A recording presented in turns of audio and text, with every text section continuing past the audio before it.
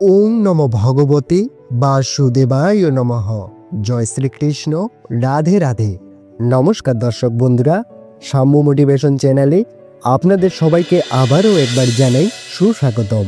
বন্ধুরা, যে নারীর মধ্যে এই 7টি গুণ থাকে তারা অবশ্যই সতর্ক থাকবেন, কারণ আপনাদের ভাগ্য বদলাতে চলেছে।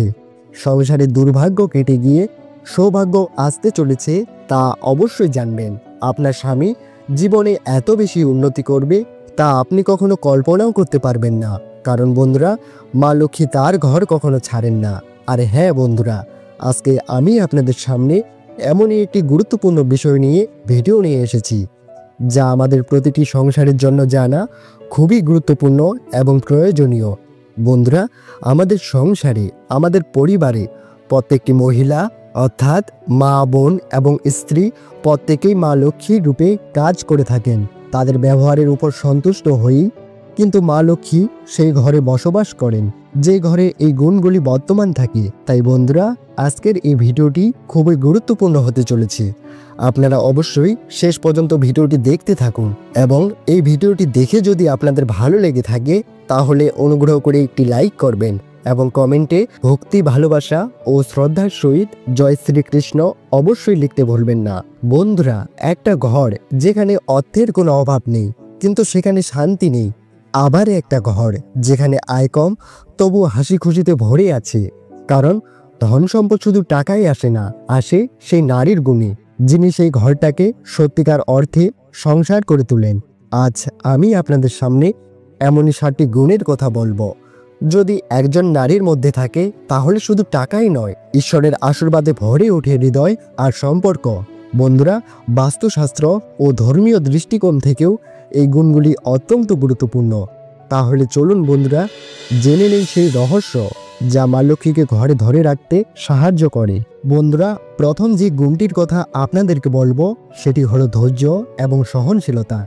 একজন নারীর মধ্যে যদি ধৈর্য থাকে তাহলে তিনি কঠিন পরিস্থিতিতেও ভেঙে পড়বেন না। ঝড়ঝাপটার মধ্যেও তিনি শান্ত থাকতে পারবেন এবং পরিবারের অন্যান্য সদস্যদের সাহস জোগাতে পারবেন। সংসারে নানা রকম সমস্যা আসতে পারে, আর্থিক টানাপোড়েন, সদস্যদের মধ্যে মনোমালিন্য, এসব কিছু লেগেই থাকে। এই সময় একজন ধৈর্যশীল নারী যদি হাল ছেড়ে না দেন, বরং ঠান্ডা মাথায় সব সামাল দেন, তাহলে সেই পরিবারে অবশ্যই সাফল্যের দিকে এগিয়ে যায়। তাড়াহুড়ো করে বা রাগের বসে নেওয়া কোনো সিদ্ধান্তই সাধারণত ভালো হয় না। ধৈর্য ধরলে সঠিক সময়ে সঠিক সিদ্ধান্ত নেওয়া যায়, যা অর্থনৈতিক স্থিতিশীলতা বজায় রাখতেও সাহায্য করে। বন্ধুরা, দ্বিতীয় যে গুরুত্বপূর্ণ গুণটি হলো মৃতব্যয়িতা এবং সঞ্চয়ের মানসিকতা। একজন নারী যদি হিসেবি হন এবং বুঝে শুনে খরচ করেন তাহলে কখনোই অভাব হয় না সেই পরিবারে। আমাদের অনেকেরই হয়তো বেশি খরচ করার প্রবণতা থাকে। একজন বুদ্ধিমতী নারী, তিনি জানেন কোথায় কত খরচ করতে হয় এবং কিভাবে ভবিষ্যতের জন্য কিছু অর্থ সঞ্চয় করতে হয়। ছোট ছোট সঞ্চয়ও একসময় বড় সম্পদে পরিণত হতে পারে। অপচয় করা কখনোই ভালো নয়।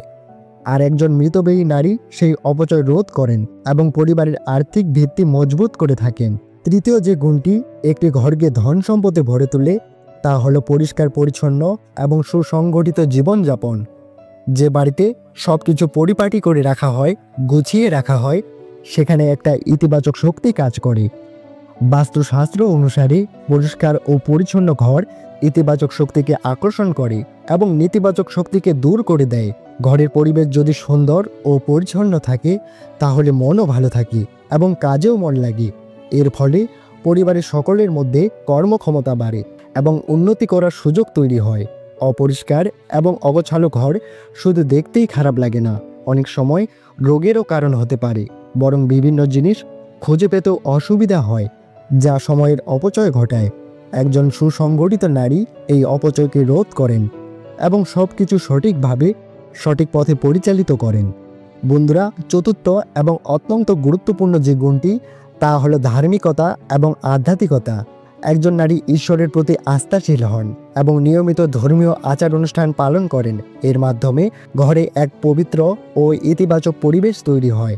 জ্যোতিষশাস্ত্র অনুসারে নিয়মিত পূজা অর্চনা এবং ধর্মীয় রীতিনীতি পালন করলে গ্রহের অশুভ প্রভাব থেকে রক্ষা পাওয়া যায় এবং দেবদেবীর আশীর্বাদ লাভ করা যায়। বাস্তুশাস্ত্র মতে ঘরে ঈশ্বরের ছবি বা মূর্তি স্থাপন এবং নিয়মিত পূজা করা শুভ শক্তিকে বৃদ্ধি করে এবং আর্থিক সমৃদ্ধি নিয়ে আসে। একজন ধার্মিক নারী শুধু নিজের জন্যই নয়, বরং পরিবারের সকলের জন্য শান্তি ও সমৃদ্ধি কামনা করে থাকেন। বন্ধুরা, পঞ্চম যে গুরুত্বপূর্ণ গুণটি তা হলো মিষ্টি ব্যবহার এবং ইতিবাচক মানসিকতা।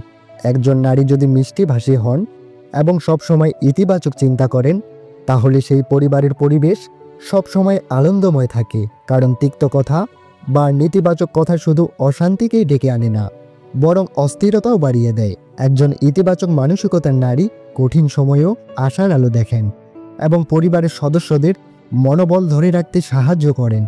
এমন একটি পরিবারে ভালোবাসা ও সহযোগিতা বৃদ্ধি পায়, যা সকলের উন্নতিতে সাহায্য করে। কলহপূর্ণ পরিবেশ কখনোই শান্তি ও সমৃদ্ধি নিয়ে আসতে পারে না। বন্ধুরা, ষষ্ঠ যে গুণটির কথা বলবো সেটি হলো বুদ্ধিমত্তা এবং জ্ঞান অর্জনের আগ্রহ। একজন বুদ্ধিমতী নারী সঠিক সময়ে সঠিক সিদ্ধান্ত নিতে পারেন। তিনি শুধু ঘরোয়া কাজেই সামলান না, বরং বাইরের জগৎ সম্পর্কেও জ্ঞান রাখেন।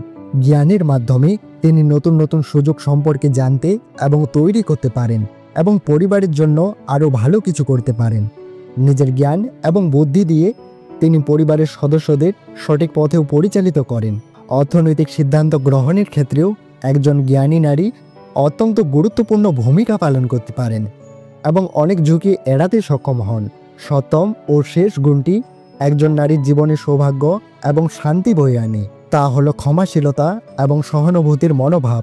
সংসারে সবাই মানুষ, আর মানুষ মাত্রই ভুল করে। এমন পরিস্থিতিতে যদি একজন নারী নিজের মনকে প্রশান্ত রাখেন, অন্যের ভুল ক্ষমা করে দেন এবং দয়া ও সহানুভূতির সঙ্গে আচরণ করেন, তাহলে সেই ঘরে কোনো কোলাহল দীর্ঘস্থায়ী হয় না। ক্ষমা একটি বিশাল গুণ যা সম্পর্ক রক্ষা করে এবং পারিবারিক বন্ধনকে আরও দৃঢ় করে তোলে। এমন নারীরা পরিবারের সকলের কাছে শ্রদ্ধার পাত্র হন এবং সবাই তাদের কথার উপর ভরসা রাখেন। যেখানে তিক্ততা নয়, বরং সহানুভূতি থাকে, সেখানে শান্তি আপনা আপনি আসে। বাস্তুমতে এমন মনোভাব ঘরের নেতিবাচক শক্তিকে প্রমোচিত করে এবং ইতিবাচক শক্তির প্রবাহ বাড়ায়। বন্ধুরা, এই ছিল 7টি অমূল্য গুণ যা একজন নারীর মধ্যে থাকলে একটি ঘর সত্যি ধন সম্পদে ভরে ওঠে। বিশেষ করে ধার্মিক দৃষ্টিকোণ থেকে এই গুণগুলির গুরুত্ব অপরিসীম। এই গুণগুলি শুধু আর্থিক সম্পদ নয়, একটি পরিবারের সুখ, শান্তি ও আধ্যাত্মিক সমৃদ্ধির পথেও নিয়ে যায়। তাই আসুন বন্ধুরা, আমরা সকলেই এই গুণগুলি নিজেদের মধ্যে গড়ে তোলার চেষ্টা করি এবং আমাদের ঘরকে আরও সুন্দর, সমৃদ্ধ ও পবিত্র করে তুলি। বন্ধুরা, আজকের এই ভিডিওটি আপনাদের কেমন লাগলো তা অবশ্যই কমেন্ট করে জানাবেন। আর যদি ভিডিওটি দেখে আপনাদের ভালো লেগে থাকে, তাহলে অনুগ্রহ করে একটি লাইক করবেন এবং সবার সাথে শেয়ার করবেন। সকলে ভালো থাকুন, সুস্থ থাকুন। পরম করুণাময় জগৎ ঈশ্বর আপনাদের মঙ্গল করুক। জয় শ্রীকৃষ্ণ। রাধে রাধে।